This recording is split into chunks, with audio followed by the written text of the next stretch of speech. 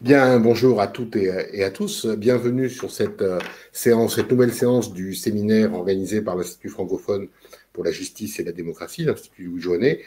Nouvelle séance et dernière séance de notre cycle annuel, puisque nous avons terminé le cycle des 6 séances aujourd'hui. Alors aujourd'hui, notre thème de travail, c'est la question de la mémoire, des lieux, des paysages, des monuments. Bref, je dirais, tout ce qui va être un peu le patrimoine immatériel de la justice transitionnelle, tout ce qui va être, au fond, la représentation non directement humaine de la justice transitionnelle, et savoir, au fond, comment cette forme de justice va intercéder, s'intégrer dans une réflexion sur le paysage, sur les lieux et sur les monuments. Alors évidemment, le thème du monument, le thème de l'incarnation par un endroit, par un lieu, est un thème très classique de la justice traditionnelle, qui repose ici sur une analyse assez proche de celle qu'avait fait Pierre Nora sur la notion de lieu de mémoire. Hein. La justice traditionnelle, c'est aussi une justice qui permet de récupérer la mémoire de ceux qui ont été notamment victimes, et le lieu peut être un élément important de récupération de cette mémoire. D'ailleurs, quand on parle de justice traditionnelle et quand on parle de lieu de mémoire, on peut d'abord considérer que la justice traditionnelle est un instrument, enfin que la mémoire, le lieu, le paysage est un instrument de la justice traditionnelle, est un élément qui rentre dans le cadre de la justice traditionnelle, d'abord parce qu'elle est souvent l'enjeu d'un combat mémoriel, et puis qu'elle peut être également le symbole d'une reconnaissance mémorielle, je dirais le symbole d'une victoire de la justice traditionnelle qui a réussi à s'imposer. Enjeu d'un combat mémoriel, les exemples sont très nombreux. Notre conférencier d'aujourd'hui, Pascal Plat, va nous dresser une liste et va détailler avec beaucoup de compétences et de talent cette notion de lieu de mémoire et de paysage. Peut-être simplement signaler que la justice traditionnelle connaît d'abord un combat pour la reconnaissance du caractère symbolique de certains lieux. On peut penser, les exemples sont pris dans une actualité plus ou moins récente et plus ou moins lointaine, au combat mené autour du camp de Jude, dans le Tarn-et-Garonne, où on a le lieu d'un camp de concentration nazi, où des républicains espagnols notamment ont été assassinés, et qui pourrait devenir aujourd'hui le lieu d'une exploitation porcine, avec toute la tension que ça peut générer, avec la notion de non-respect du caractère symbolique de ce lieu. On pourrait penser plus loin, de manière plus lointaine, en tout cas au moins géographiquement, au camp de Perm 36 et à toute la question de la reconnaissance muséale et mémorielle autour du goulag soviétique, hein, qui n'a pas fait l'objet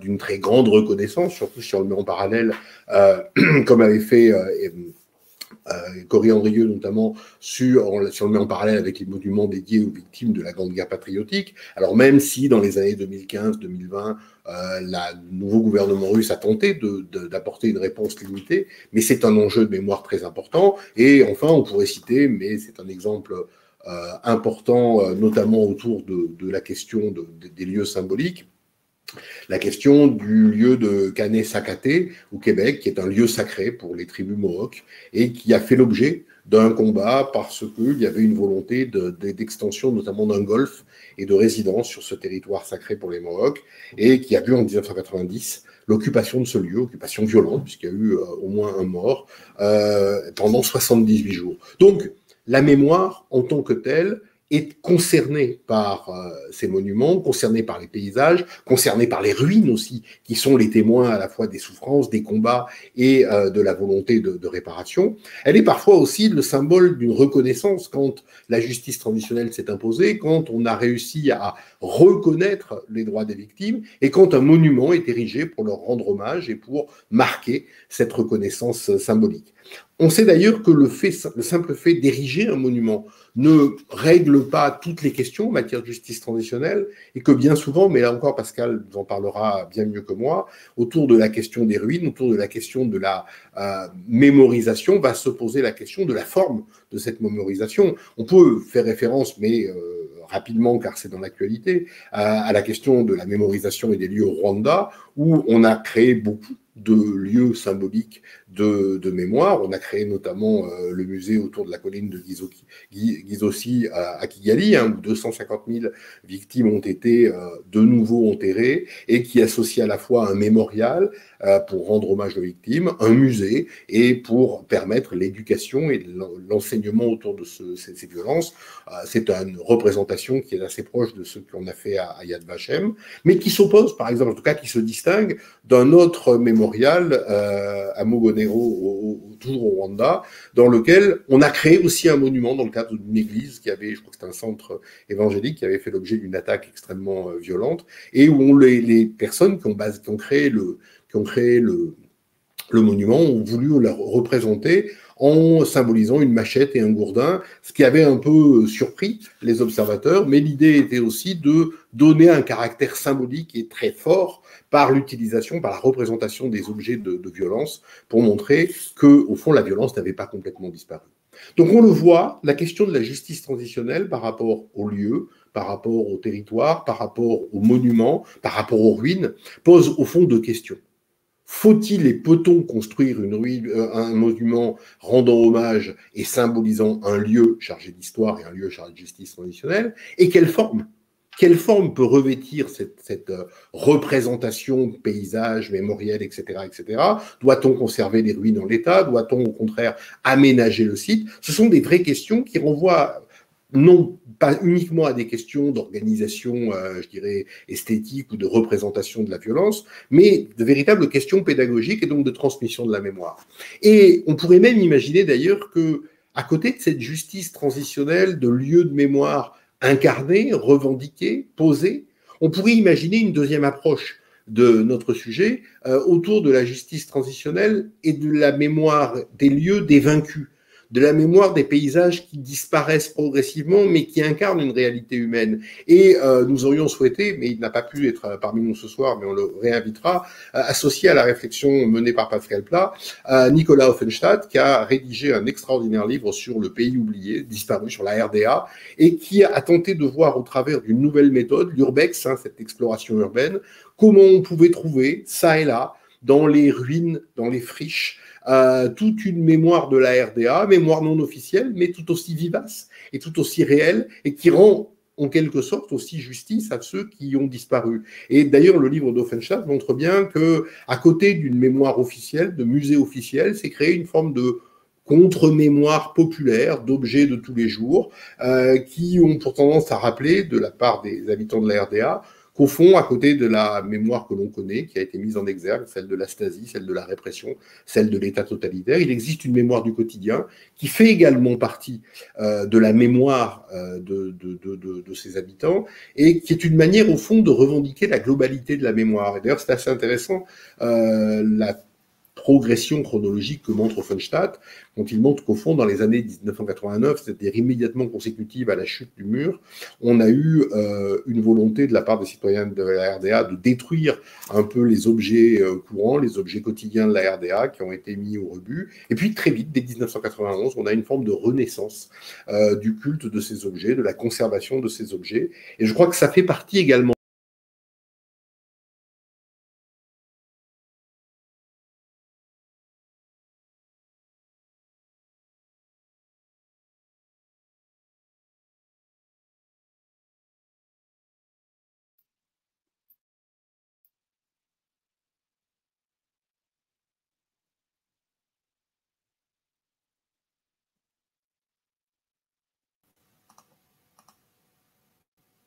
comment, je reprends, je suis désolé, on a été coupé, la connexion est un petit peu difficile ce soir, comment, au fond, on a pu voir émerger cette mémoire par des lieux symboliques, par des objets symboliques. Et c'est un peu ce champ-là qu'on voulait explorer, et c'est pour ça qu'on a invité aujourd'hui Pascal Plat, qui est professeur d'histoire à l'université de Limoges, qui est un immense spécialiste de la question des lieux, des ruines, des musées, et c'est avec un immense plaisir que je lui laisse la parole. Eh bien, merci Jean-Pierre. Je suis très heureux de participer à ce séminaire. Nous avons toujours plaisir à Limoges à travailler avec l'IFJD. Vieille collaboration qui se poursuit et qui reste fructueuse. Je vais vous parler surtout d'un cas archétypal, au fond, qui est le cas d'Oradour, qui est à la fois singulier et archétypal pour les problématiques que Jean-Pierre vient d'évoquer.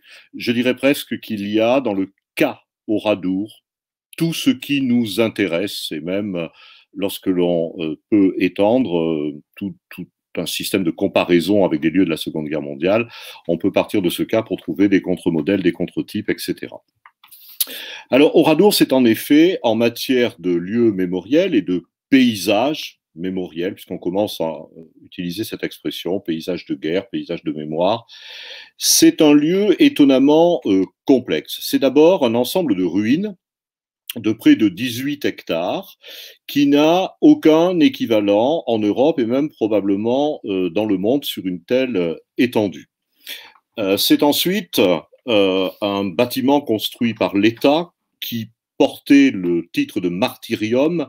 C'est un très grand bâtiment qui a été très calculé architecturalement pour abriter les restes et la liste des morts d'Oradour. Et vous verrez qu'il n'a été livré que tardivement, qui est aujourd'hui en fait un bâtiment comprenant, écoutez bien mon vocabulaire, ce que l'on appelle des reliques à Oradour, et qui sont des objets retrouvés dans les ruines. C'est aussi un cimetière communal qui a une importance absolument considérable, puisque le monument principal, qui se trouve à Oradour et autour duquel se déroulent les cérémonies, est à l'intérieur même de ce cimetière. Et vous comprendrez tout à l'heure pourquoi on a dissocié ces lieux. C'est enfin un nouveau bourg, et là on est en plein dans la justice transitionnelle, si je puis dire, parce que ce nouveau bourg a été entièrement donné, en quelque sorte, aux habitants à titre de dédommagement. Alors on dirait aujourd'hui plutôt de réparation, d'une certaine façon. Donc il a une importance cruciale dans le site. C'est depuis quelque temps, depuis une vingtaine d'années maintenant aussi, un centre de la mémoire qui n'a pas grand-chose à voir avec la mémoire, somme toute. C'est avant tout un centre d'histoire, ce que l'on appelle un centre d'interprétation des modèles qui nous sont venus du Canada et qui donne une explication, en fait, sur ce qui s'est passé, ce qui s'est déroulé dans les lieux. Et c'est depuis quelque temps aussi l'arrivée d'un art mémoriel qui ici a toute une histoire, j'en dirai deux mots tout à l'heure. C'est un art qui a d'abord été refusé et qui vient d'être aujourd'hui intégré au lieu.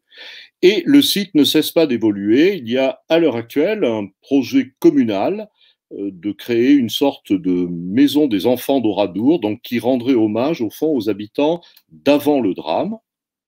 Et l'on est en train de rechercher aussi quelques baraquements provisoires qui serait le reste, en fait, de la transition entre les ruines, le manque d'habitat et la construction du nouveau bourg, qui a été livré en 1953 et qui est aussi un marqueur de mémoire puisqu'il a concerné l'habitation d'un certain nombre de gens entre 1944 et 1953.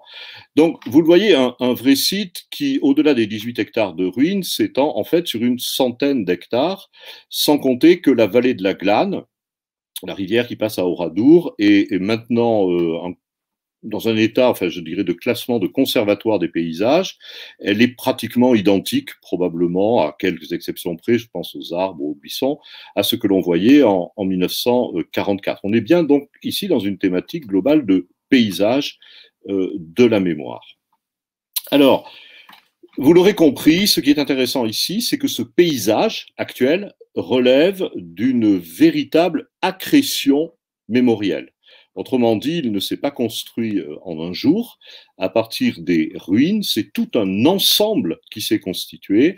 Et cet ensemble est un excellent témoignage des usages politiques et sociaux de ce que l'on peut faire de ruines de guerre. Et franchement, je ne vois guère d'autres lieux qui présentent de telles caractéristiques et une telle richesse analytique pour nous.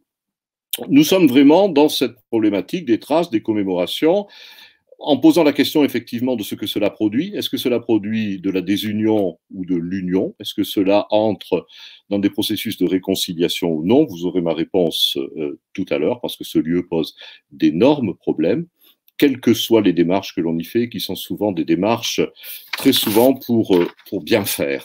Donc c'est à ces quelques questions-là, après la description du lieu et le rappel des faits, que je voudrais vous parler ce soir. Les faits, je pense que vous les connaissez tous ou presque, on va quand même les rappeler. Il s'agit du massacre de la totalité, Oradour, des habitants d'un gros bourg de campagne par une compagnie, la 3e compagnie du 1er bataillon du régiment der Führer, qui est un élément de la Das Reich.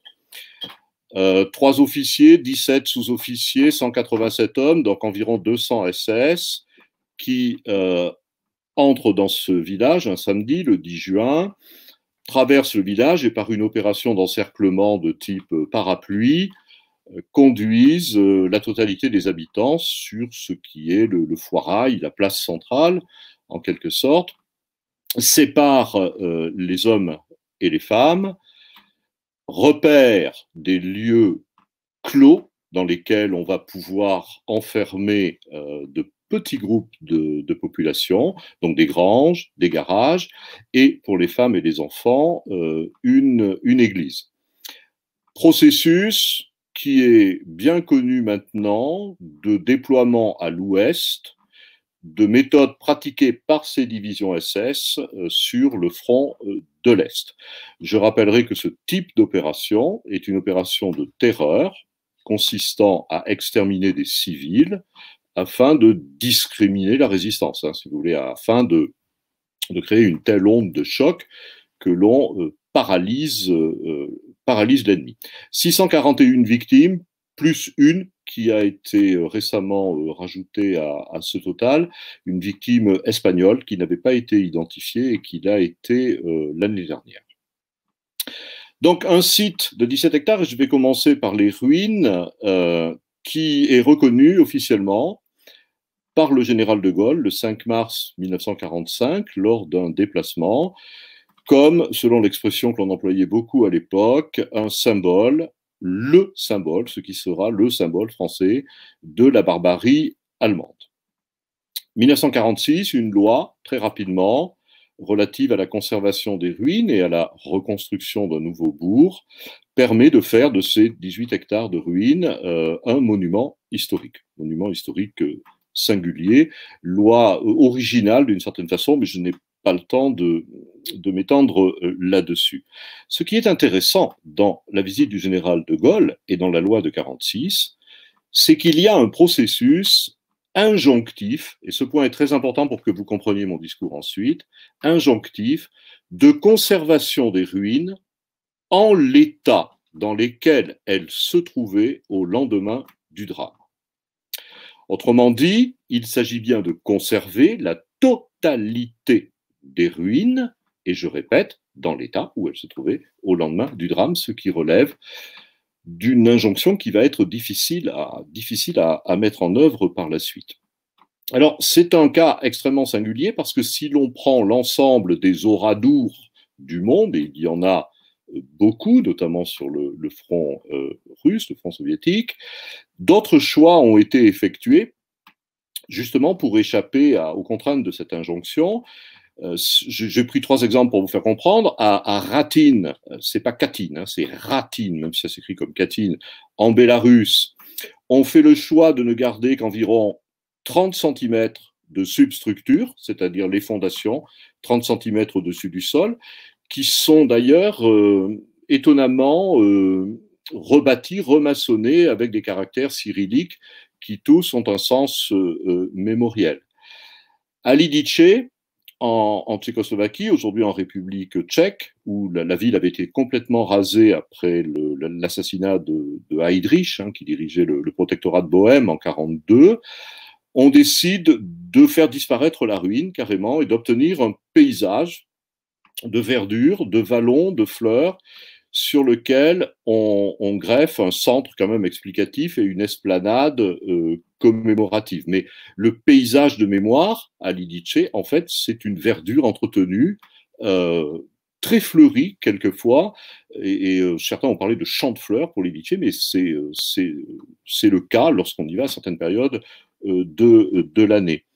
En Italie, dans le parc de Montesole, où se sont déroulés beaucoup de massacres, et probablement les plus grands massacres de populations civiles à l'ouest à la fin de la guerre, je pense notamment à Marzabotto, on décide de regrouper le tout dans un parc de 6300 hectares en 1989, vous voyez, un parc absolument considérable, et d'opter pour une double conservation. On va conserver quelques morceaux de murs, quelques ruines, notamment lorsqu'il s'agit de chapelles ou de bâtiments religieux, et l'on va opter plutôt pour des marqueurs qui seront des plaques, des petits monuments, des stèles, et maintenant un centre aussi d'interprétation. Donc vous voyez, il y a plusieurs façons de conserver des ruines. Dans le cas Oradour, à Montesolé, même, vous avez une partie des ruines qui reviennent à la friche et on l'accepte comme ça, c'est-à-dire on les laisse évoluer naturellement. Dans le cas d'Oradour, le challenge est absolument considérable puisqu'il s'agit bien de conserver la totalité des ruines d'un bourg, je répète encore une fois, dans l'état où elles se trouvaient au départ. Alors, ce lieu a été, dès le départ, et c'est important de le dire maintenant, avant que je vous dresse un petit peu l'état de l'évolution de la suite, a été un lieu non pas de consensus, mais de dissensus. C'est-à-dire que malgré, au fond, les efforts de l'État, qui créait un lieu mémoriel absolument considérable, qui relogeait les habitants, donc qui avait une mécanique de réparation par le biais du MRU en construisant un nouveau village et même en reconstruisant à Oradour un certain nombre de fermes qui avaient été détruites. Il y a un dissensus parce qu'à partir de 1947, on bascule dans la guerre froide et que les divisions politiques sont automatiquement transposées dans ce lieu. Autrement dit, on est là dans des cas que l'on retrouve ailleurs d'instrumentalisation des lieux de mémoire dans une querelle politique franco-française. C'est comme ça que jusqu'en 1953, à Oradour, par exemple, il y a eu 2 commémorations. Une commémoration de la municipalité communiste avec le soutien du PC, le mouvement de la paix et un certain nombre d'organisations militantes. Et 2 jours plus tard, il y avait la commémoration des victimes, c'est-à-dire de l'Association nationale des familles et des gens, de tous les ayants droit de ces familles disparues.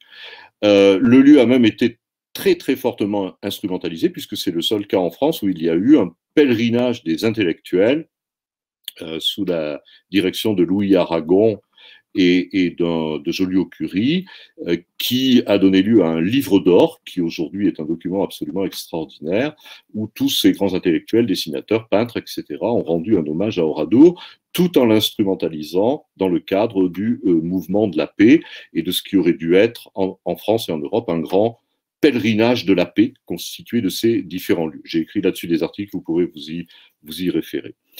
Tout cela a duré jusqu'en 1953. Et en 1953, et là on est complètement dans les phénomènes de justice transitionnelle, jusqu'à ce qu'il y ait un procès. Entre 1944 et 1953, on instruit toutes ces affaires. Le 25 novembre 1944, le crime de guerre, ce crime de guerre est transféré pour instruction au tribunal militaire de Bordeaux. C'est important que ce soit un tribunal militaire à Bordeaux. En 1945 se pose d'emblée tout le problème des accusés. Autrement dit, on a à nouveau, non pas là de la réconciliation, mais au contraire, une sorte de guerre franco-française qui va naître, puisque se pose la question de la jonction ou de la disjonction des, alors, vu d'Oradour, des bourreaux alsaciens, vu d'Alsace, des victimes d'un autre crime de guerre, ceux que l'on appelle les malgré nous, et qui considèrent que l'incorporation dans les armées allemandes était un crime de guerre. J'ai oublié de vous dire que dans cette division allemande se trouvaient en effet des jeunes gens, qui sont assez jeunes, ces 200 soldats dont je vous ai parlé, d'origine extrêmement diverse. La Das Reich est une division qui avait été envoyée en France pour recomposition. C'est une division qui avait assuré sur le front de l'Est, à la fin de la guerre, la couverture arrière des troupes qui se retiraient et qui avaient eu de très très gros dégâts. Et elle avait été envoyée en recomposition dans le secteur de Montauban. Donc elle était en train de recruter tous les jeunes qui restaient des différents pays que le Reich contrôlait. Et parmi ceux-ci se trouvait l'Alsace. Et il y avait donc dans cette division de nombreux jeunes Alsaciens, dont une bonne partie se trouvait à Oradour. Donc, dès 1945 se pose la question de cette double victimisation et peut-on conduire devant un tribunal militaire ces Alsaciens qui étaient dans le premier bataillon qui a opéré à Oradour. Ce débat a duré jusqu'en 1953. Ça a été un débat très très dur pour les gens d'Oradour parce qu'en 1948, alors je ne vais pas vous refaire toute la procédure judiciaire, mais dès 1948 se pose la question de savoir s'il faut donner un non-lieu à rendre un non-lieu, une ordonnance de non-lieu pour ces Alsaciens. Et on oscille tantôt entre la volonté de les écarter effectivement du processus accusatoire, tantôt de les réintégrer. Et ça n'est pas une chose simple, et vous imaginez, pour les ayants droit des victimes, ce jeu de yo-yo qui était insupportable, où tantôt on était sûr qu'ils seraient bien conduits au tribunal militaire, tantôt ils étaient complètement absous de leurs actes. Finalement, en 1953, après diverses péripéties judiciaires, s'ouvre à Bordeaux un procès qui va durer du 12 janvier au 11 février, 27 jours. C'est relativement peu pour un événement de cette nature, dans lequel se trouvent 21 accusés, 7 Allemands, dont 2 sous-officiers, et 14 Français, dont 13 malgré nous, donc ces Alsaciens recrutés dans la Waffen-SS. Le 14e est un sous-officier SS alsacien, mais engagé volontaire, donc que l'on met à part. Le procès a été terrible pour les victimes. Alors, si on vous veut faire un exemple d'un procès, du passage de la justice raté dans un processus de non-réconciliation, on prend l'exemple du procès de Bordeaux de 1953. Alors, on peut en prendre bien sûr beaucoup d'autres. Pour les victimes, ça a été une souffrance terrible parce que le tribunal militaire utilise en fait un système qui est assez proche de la common law anglo-saxonne, c'est-à-dire que les victimes sont simplement des témoins. Vous n'avez pas c'est pas le bon vieux système romano-germanique, qu'ils sont convoqués la veille. Venir d'Oradour en 1953, c'était pas évident, donc certains ne sont pas venus, et qu'ils sont interrogés de façon relativement rude, un petit peu comme dans les procédures anglo-saxonnes, et non pas véritablement pris dans leur statut de victime. À Oradour, c'est vraiment, pour tous ceux qui ont participé à ce procès, un calvaire qu'ils racontent encore d'ailleurs de cette façon. Mais le calvaire, il est pire encore à l'issue du procès. À l'issue du procès, le verdict donne 2 condamnations à mort, des peines de travaux forcés et de la réclusion. Mais le procès se termine le 11 février. Le 18 février, soit 7 jours plus tard, immédiatement, il y a la proposition d'une loi d'amnistie. On pourrait beaucoup vous parler, aussi bien Jean-Pierre que moi-même, de ce processus qui lave plus blanc que blanc et qui fait d'énormes dégâts dans les processus de réconciliation. Donc les 13, malgré nous, sont amnistiés 7 jours après le procès. Et pour bien conforter le processus d'amnistie, le 20 février, 2 jours après le processus d'amnistie, une loi est votée qui les rend, je dirais, encore plus blancs que blancs, puisque vous savez que dans ce cas de figure, on ne peut même plus parler des amnistiés et que nous autres historiens avons même eu des difficultés lorsque nous avons voulu en parler. Quand je dis des difficultés, c'est-à-dire de menaces d'être traînés devant les tribunaux. Si on fait le point en 1954, un an après le procès, les Alsaciens ont été amnistiés. Ceux qui ont été condamnés bénéficient de mesures de grâce. Et il n'y en a que quelques-uns qui resteront en prison et qui seront libérés très discrètement à la fin des années 50. Alors je dirais pour aller vite, dans le cadre du processus de reconstruction de l'amitié franco-allemande. Je crois que celui qui a fait la plus longue peine a dû faire 7 ans de prison. C'est à peu près ce qui s'est passé. Alors pour Oradour, ça a été terrible. Ça a été terrible, ce non-passage de la justice, on va le dire comme ça, a produit immédiatement un repli véritablement des victimes, un repli victimaire. Les gens d'Oradour ont refusé les bâtiments livrés par l'État, et je vous parlais tout à l'heure de ce martyrium, cette crypte qui avait été construite par l'État et qui est un beau bâtiment assez bien pensé et autour duquel devaient se dérouler toutes les cérémonies. Donc ils refusent ce bâtiment, emmènent leurs morts qui auraient dû se trouver là. Alors leurs morts, ce sont à ce moment-là des os et des cendres. Les quelques cadavres qui ont été retrouvés entiers ont été enterrés par les familles dans le cimetière, emmènent leurs morts dans le cimetière communal qui jouxte cet ensemble de ruines.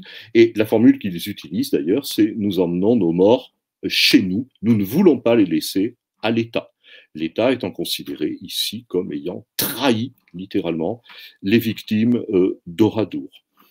Et ils construisent dans leur cimetière ce qui est un autre lieu de mémoire, somme toute, c'est-à-dire à la fois un tombeau, en même temps autour de ce tombeau un espace où l'on pourra mettre des ex-voto, des plaques venues de différentes régions de France et même de différents pays. Ils inscrivent le nom des morts et ils considèrent que désormais toutes les cérémonies se tiendront là et sans qu'il n'y ait d'officiel. C'est-à-dire qu'il y a un rejet total de l'État et de ses représentants.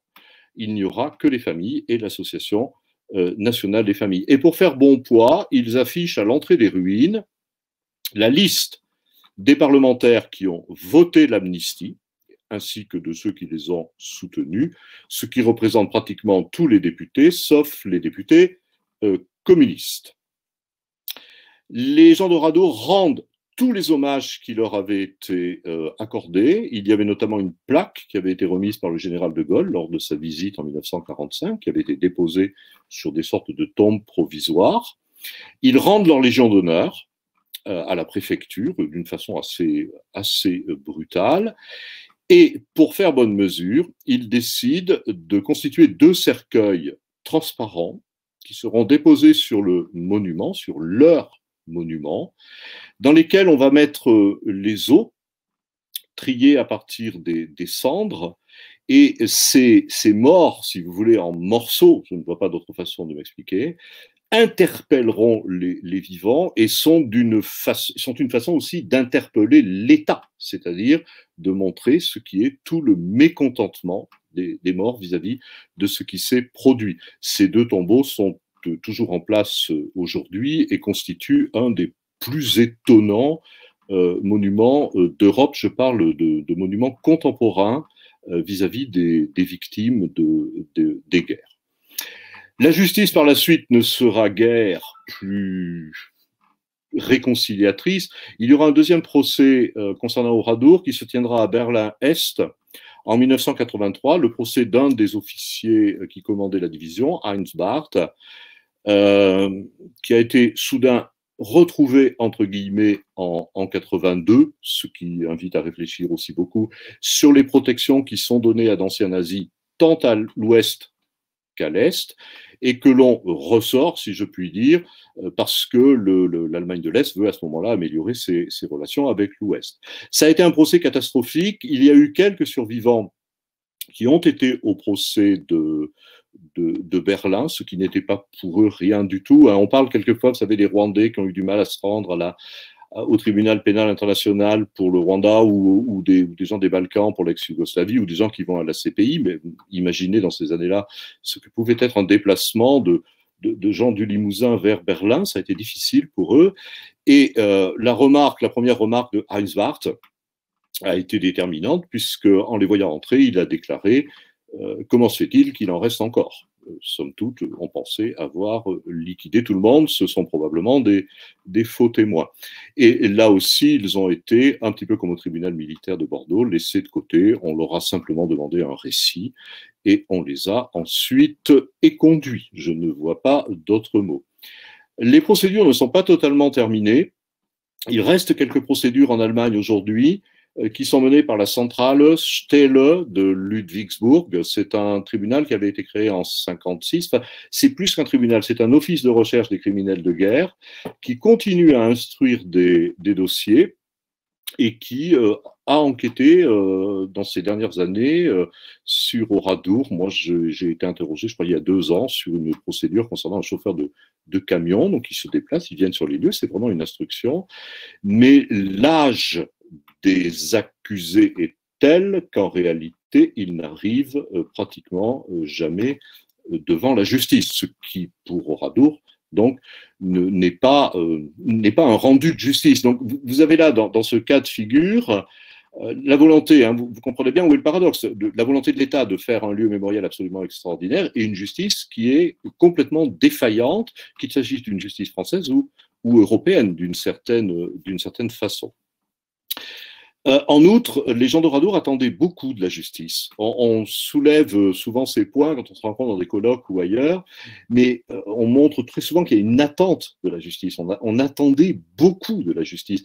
pas tant d'ailleurs en termes de punition des bourreaux, mais plutôt en termes d'explication, en termes de reconnaissance des victimes, de reconnaissance de leur discours, et puis aussi pour une question qui taraudait les gens d'Oradour à cette époque-là, et parce qu'ils ne comprenaient pas la mécanique d'extermination des SS. C'est pourquoi nous et pas le village d'à côté, pourquoi nous et pas un autre bourg, etc. Or, ces questions n'ayant jamais eu de réponse, jusqu'à ce que l'histoire passe, mais je vous en parlerai tout à l'heure, ils sont restés des années enfermés dans une douleur sans nom. Pour beaucoup, je pense notamment aux mères de famille, des enfants qui avaient été tués dans les écoles, et qui beaucoup ont été dans des établissements spécialisés et dont on a fini par apprendre que leur désarroi, au fond, conduisait à leur mort. Alors, vous voyez, le site avait déjà évolué au moins 3 fois. Des ruines, on était passé au martyrium, le martyrium était utilisé. Du martyrium, on est passé à ce cimetière communal, ce qui pose tout un problème de gestion d'ailleurs de ce lieu de mémoire, puisque c'est là que se déroulent les plus grandes cérémonies et que ça reste un cimetière, un petit cimetière de bourg, donc avec des problèmes d'accueil, des problèmes de circulation à l'intérieur.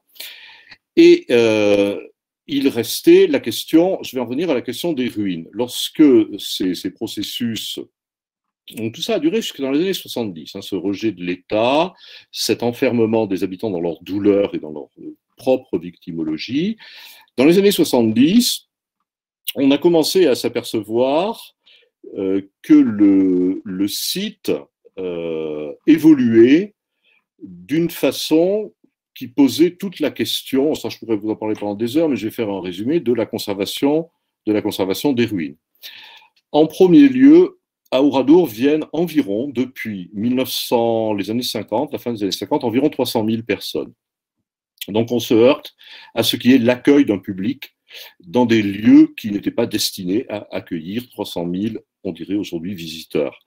Donc le lieu avait déjà considérablement évolué. Pour accueillir ces visiteurs, il avait fallu déblayer les rues, et toute une partie des ruines, en fait, toute la partie abattue, avait dû être dissimulée d'une certaine façon, soit à l'intérieur des habitations détruites, soit transportée dans d'autres secteurs. Donc il y avait eu un aménagement, si vous voulez, qu'on appellerait aujourd'hui un aménagement d'accueil du public. Mais pire encore, dans les années 80, et là, nous pourrions faire des comparaisons avec quantité d'autres sites de la Seconde Guerre mondiale. Le site évoluait vers une forme d'esthétisation, d'une certaine façon. Autrement dit, on n'y lisait plus le drame, on n'y lisait plus l'incendie. J'ai dû oublier de vous dire, oui, que le village, à la suite de l'extermination, avait été incendié. On n'y lisait plus donc les traces de l'incendie. On ne lisait plus non plus véritablement ce qu'étaient les ruines, puisqu'une partie avait continué à s'affaisser et que l'on dissimulait comme l'on pouvait ces affaissements. Et là, il a fallu faire évoluer le site. Ça, c'est tout le problème de ces sites-là et surtout des ruines. Et c'est un vrai problème sur lequel on travaille encore dans d'autres lieux, notamment dans les Balkans. C'est la question de la protection de la ruine pour revenir à l'injonction de la loi initiale, c'est-à-dire la conservation dans l'état dans lequel se trouvait le village au lendemain du drame. Alors, on a fait évoluer la phrase, c'est dans l'état dans lequel se trouvait le village, mais conservé dans l'état le plus proche, en quelque sorte. Donc, il y a eu toute une réflexion pour protéger les murs, poser par exemple des tuiles sur les parties murales sommitales. Avec beaucoup de bonne volonté, on les a fait légèrement dépasser, ce qui donnait l'impression qu'une partie du toit n'était pas écroulée. Donc oui, on a fait de la reconstruction de ruines à partir des années 70-80 parce que c'était le seul moyen qu'on trouvait pour les conserver. On a refait aussi des mortiers parce que la pierre était de médiocre qualité, comme souvent dans ces bourgs de campagne, où les blocs étaient liés avec très peu de ciment, mais plutôt des matériaux qui utilisaient de la chaux, et on cherchait d'une certaine façon à masquer cet entretien de la ruine. Ça aussi, c'était dramatique pour les habitants, qui en étaient réduits, si vous voulez, à sommer l'État d'entretenir au mieux les ruines au plus près de ce qu'avait été la charte initiale. Par ailleurs, il fallait entretenir la végétation. Les ruines ici ne pouvaient pas, comme à Montesolè, par exemple, ou à Lidice, passer dans un pack de verdure. Il fallait donc tailler les arbres, veiller à l'entretien de l'herbe et des ronces et des bâtiments à l'intérieur. Donc il y avait tout un entretien paysager qui petit à petit changeait réellement le site, la nature du site, à tel point qu'à la fin des années 80, le village évoluait, la ruine évoluait vers ce que j'appellerais une ethnomuséographie. Autrement dit, les visiteurs, ne voyant plus le drame, venaient visiter, j'exagère mais c'est pour vous le raccourcir, venaient visiter un village détruit des années 20, voilà, du début du XXe siècle. Donc, on regardait ce qu'étaient des choses qu'on connaissait de moins en moins, un poids public pour peser les bestiaux, un tramway départemental et ses fils, ou bien encore la boutique d'un boulanger, d'un boucher, d'un marchand tailleur, etc. Seule l'Église gardait un très très fort caractère émotionnel. Le reste, au fond, perdait à la fois en mémoire, en histoire et en émotion même. Alors, c'est ce qui arrive dans beaucoup de, si vous connaissez un petit peu l'évolution des camps d'internement, des camps de concentration et des camps d'extermination. Je pense à Dachau en particulier parce qu'il y a un lien avec Oradour.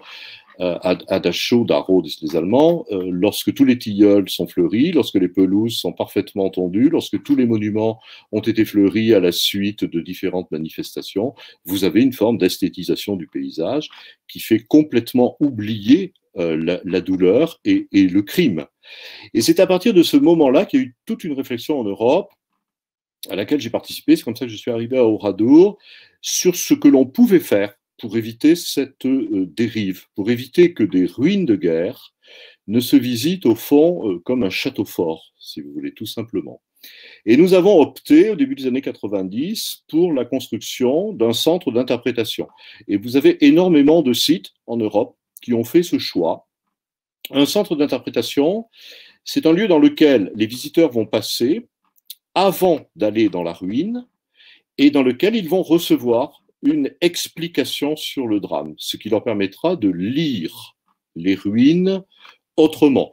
Je vous précise qu'à Oradour, mais c'est le cas dans beaucoup d'autres endroits en Europe, ces sites n'ont pas vraiment de guide, au sens où nous l'entendons aujourd'hui, c'est-à-dire de médiateurs qui permettent d'expliquer, mais très souvent des gardiens qui font un peu de médiation, mais pas vraiment de visite du site. La plupart des guides qui viennent avec des groupes ou autres sont des guides amenés par les visiteurs.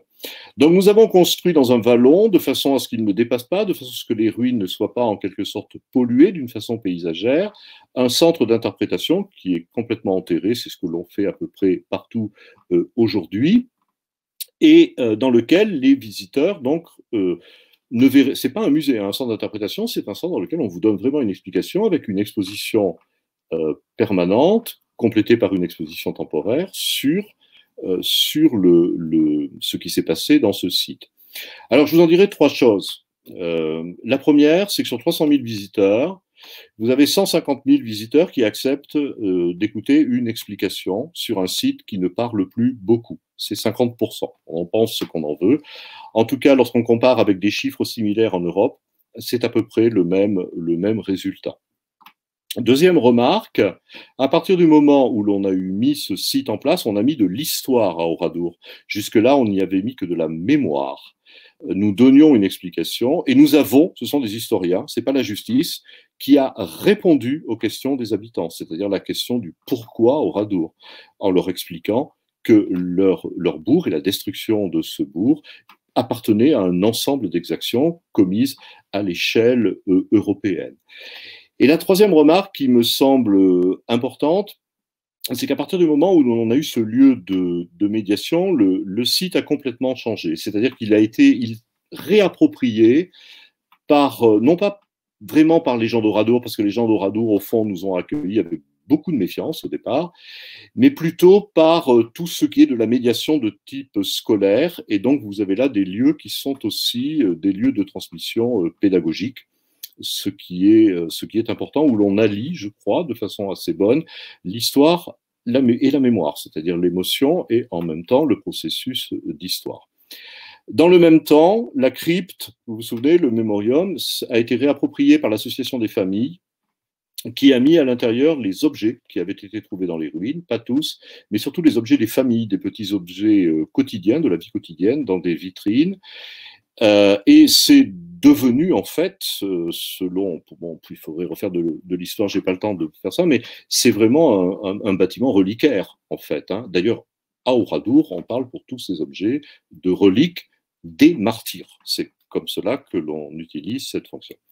Alors là, par contre, à partir des années 90, vous voyez, dans la problématique qui est la nôtre, de la réconciliation, on a obtenu enfin un demi-processus de réconciliation, notamment avec l'Allemagne.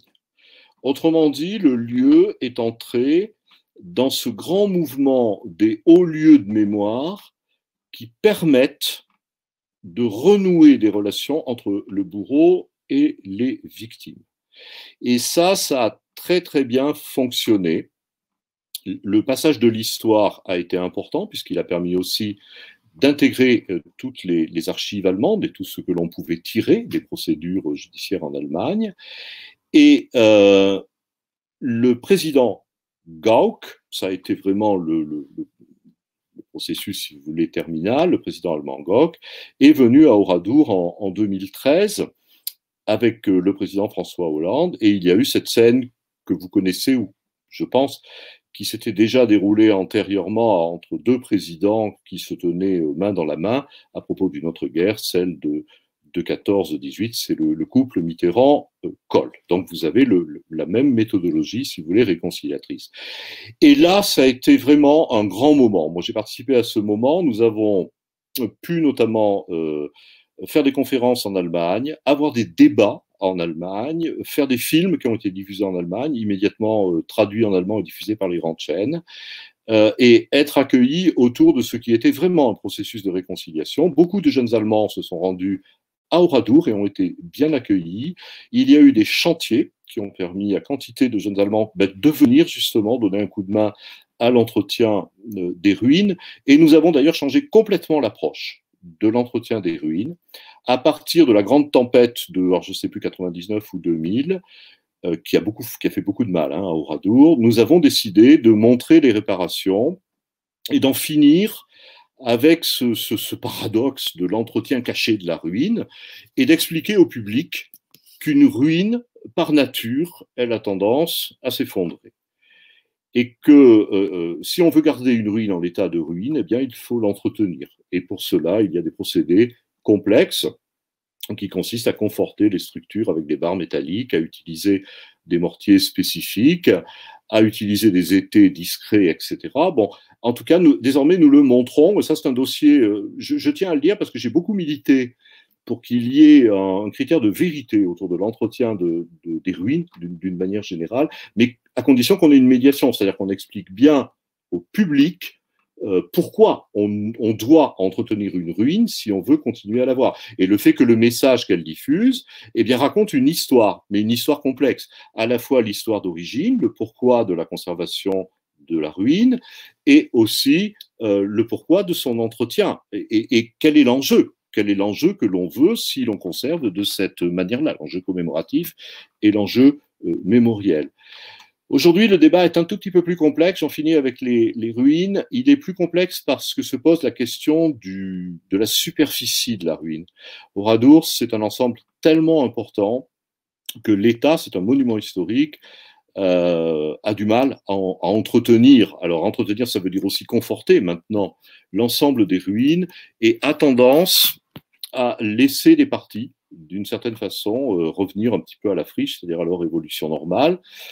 Je pense qu'on pourrait en tirer un profit, expliquer aussi justement ce qu'est l'évolution naturelle de la ruine, mais pour les associations de famille, c'est considéré comme une ligne rouge, c'est-à-dire il faut entretenir la totalité de la ruine. Donc vous avez une querelle qui reste importante entre l'État et Oradour, alors même que la querelle antérieure s'était un peu atténuée à la fin des années 80. J'ai oublié de vous dire, oui, que les officiels reviennent à Oradour à la fin des années 80 dans les cérémonies, et que maintenant la plupart soit de ministres, soit de premiers ministres, soit de présidents, sont passés par Oradour, Et il y a même une particularité dans ce département, les préfets, lorsqu'ils entrent en fonction, ont une sorte de visite obligatoire et de dépôt de gerbes à Oradour. Donc les Allemands viennent très régulièrement, déposent des gerbes, participent aux cérémonies, et ça a donné des liens avec des villes allemandes, ce qui aurait été impensable avant les années 90, des liens sportifs, des liens culturels, des jonctions de villes, des appariements de villes. Oradour est très lié à Dachau, et aussi alors je vais dire des cérémonies à caractère un peu festif, et c'est peut-être ça, là aussi, la réconciliation, c'est quand on arrive à dépasser le processus commémoratif de la tristesse pour parler du lendemain. C'est une opinion personnelle.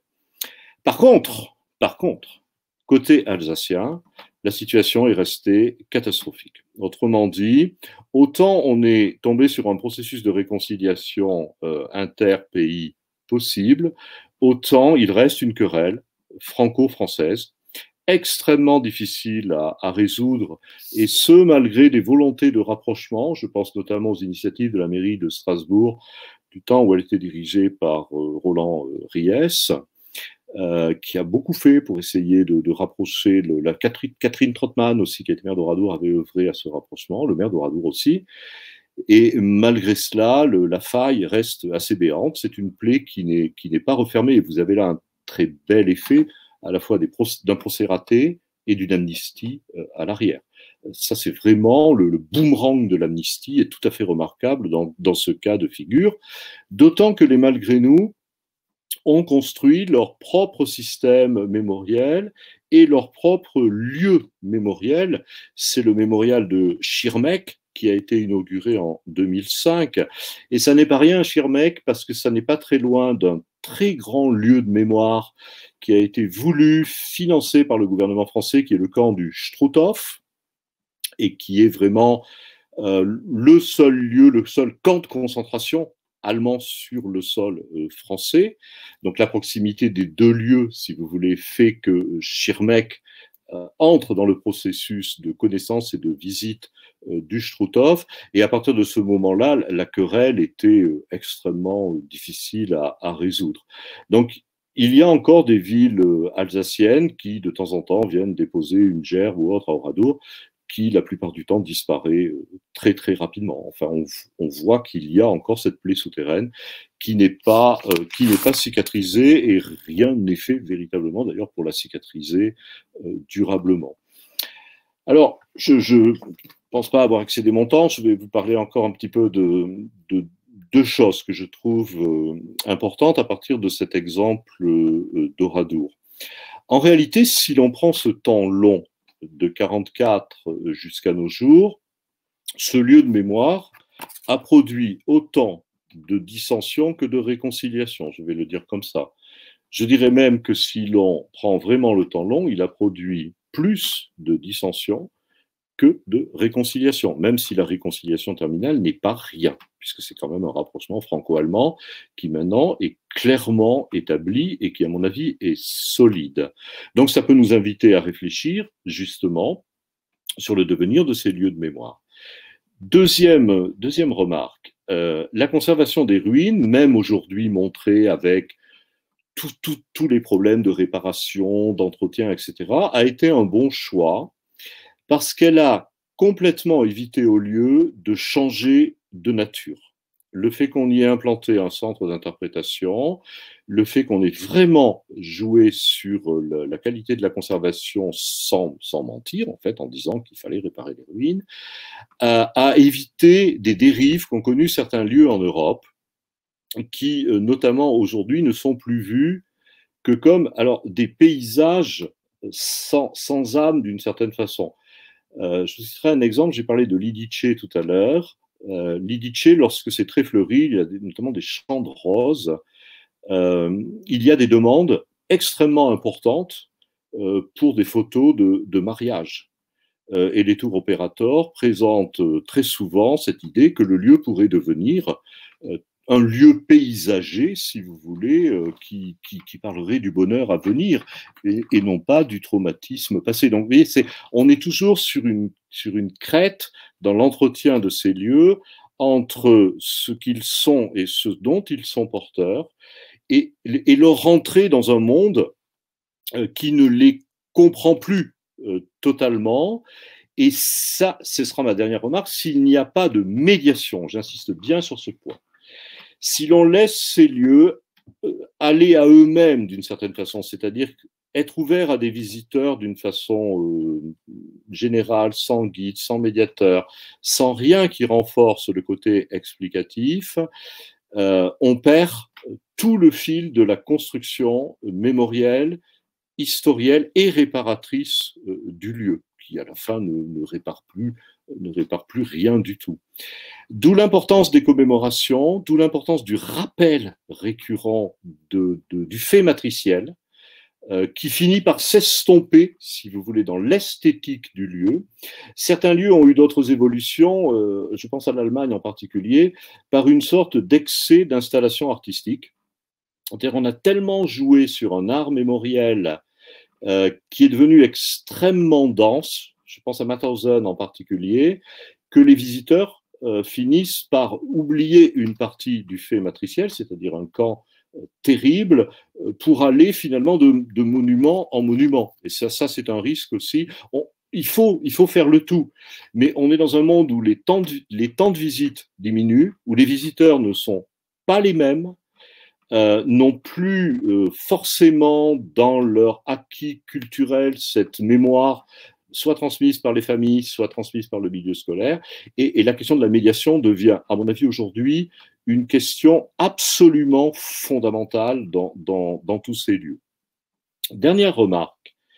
À Oradour, le lieu, comme je vous l'ai dit, est tellement complexe et compliqué par ces accrétions, si vous voulez, qui reflètent assez bien la difficulté de gestion par des alors tantôt un conseil départemental, le centre de la mémoire c'est un conseil départemental, l'État c'est les ruines, la commune c'est son monument, etc.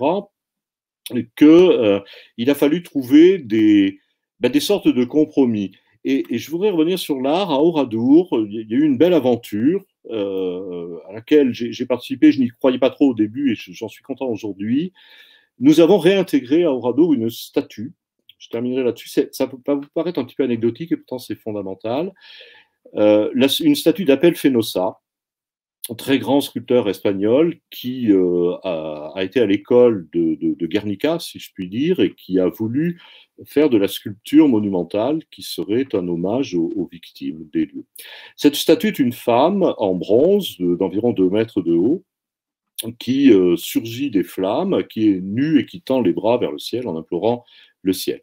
Elle avait été refusée, cette statuaire, en 1945, lorsqu'elle a été livrée. Elle avait même créé une sorte de scandale à Oradour, à tel point qu'on l'avait déplacée dans un jardin public de la ville, qui ne savait trop qu'en faire et qui l'avait déplacée sur le périphérique extérieur, au milieu d'un parterre de fleurs, où on ne voyait plus que les 2 bras d'ailleurs qui dépassaient, avant d'enfermer tout ça dans une caisse et de l'envoyer dans, je crois que c'est à Beaubourg, dans les caves de Beaubourg. Donc nous avons recherché cette statue, nous avons véritablement fait tout un travail de restauration et nous l'avons réinstallée en expliquant à la population ce qu'était cet hommage, dans la mesure où à Oradour, il y avait eu des Espagnols qui étaient assez nombreux, qui étaient dans les victimes, parce qu'il y avait à Oradour ce qu'on appelle un GTE, Groupement de Travailleurs Étrangers, qui était pas loin du village.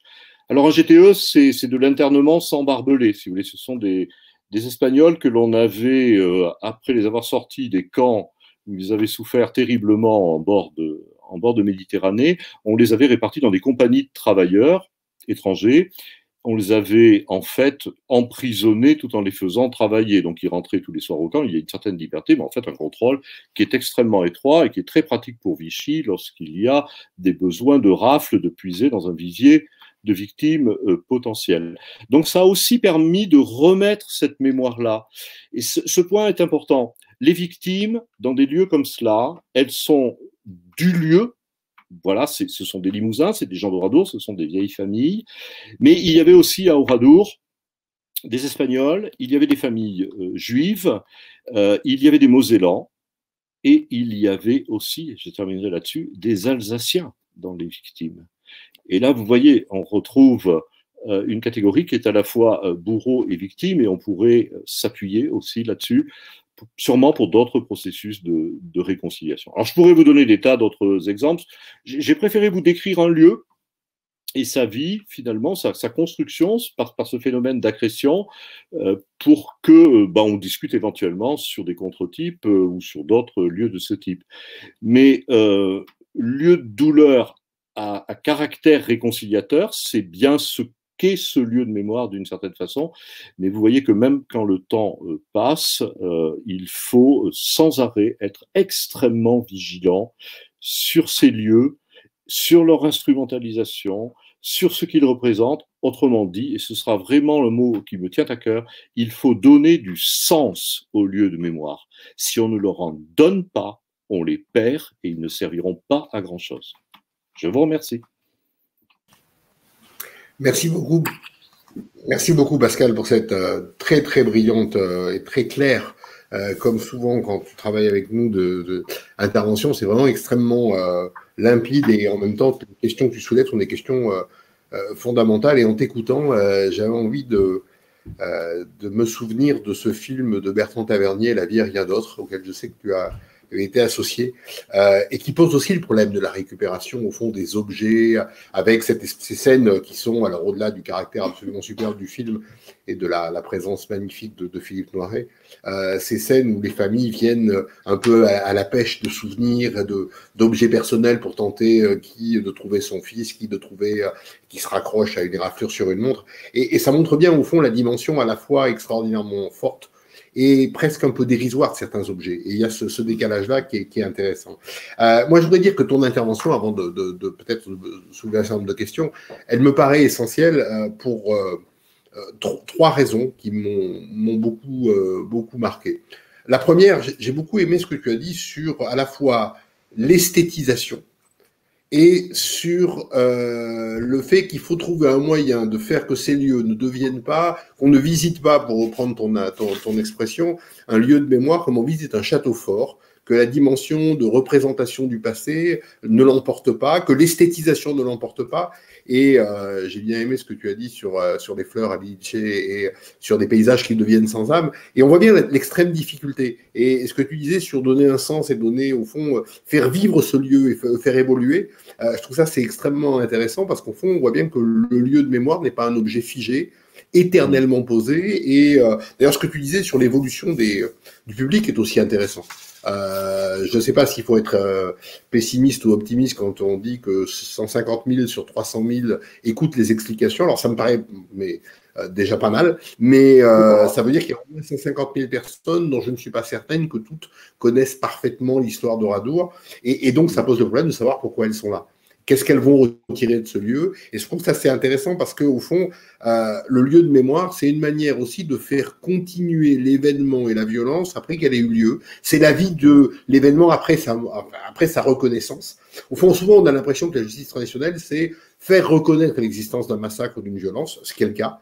Mais à la fois, la reconnaissance passe par un lieu de mémoire, mais en même temps, ce lieu de mémoire, il va acquérir une vie derrière. Et ça, je trouve que c'est quelque chose de très intéressant.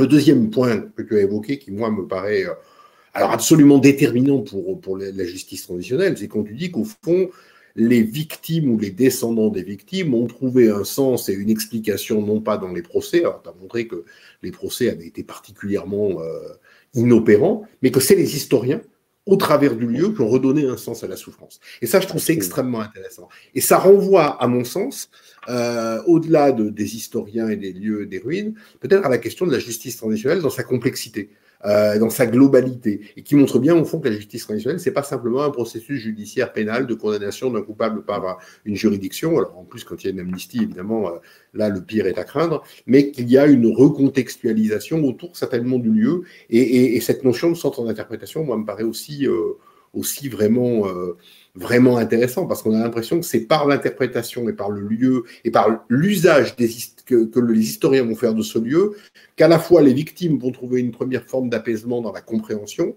et dans ce que tu disais, quand ça devient un lieu, au fond, de rénovation des relations bourreau-victime, même si, alors là, c'est vraiment très intéressant aussi, et très certainement particulier à Oradour, encore, j'en sais rien, mais cette capacité à se réconcilier avec l'Allemagne, tout en maintenant un signal de tension extrêmement fort avec l'Alsace, et avec, je crois que on avait parlé une fois, le fait que les gerbes déposées par les autorités alsaciennes peuvent être immédiatement arrachées, etc., bien des années après. Et puis le troisième point, moi, qui me paraît aussi essentiel, c'est la question des usages politiques et sociaux de la mémoire, et des lieux de mémoire, et des lieux de ruine. Et ça, je trouve que c'est quelque chose de, au fond, qui non seulement est importante pour les lieux de mémoire, mais globalement est importante pour toute la justice transitionnelle. Au fond, qu'est-ce qu'on fait et qu'est-ce que les autres vont faire de la reconnaissance d'un génocide, de la reconnaissance d'une violence, ou d'ailleurs de la non-reconnaissance d'une violence. On peut imaginer aussi des lieux de mémoire clandestins. Et tout ça montre bien, au fond, que le lieu de mémoire, c'est un processus peut-être symbolique de passage du passé à l'avenir, et avec cette lignée-là. Mais moi, la première question que j'aurais envie de te poser, avant que, et je signale par ailleurs à toutes les personnes qui sont là qu'elles peuvent nous faire passer leurs questions, c'est quelque chose que tu n'as peut-être pas évoqué, qui est la question de la représentation des corps des victimes. Parce que c'est une polémique qui a eu lieu au Rwanda, notamment, entre deux centres, l'un qui montre les corps,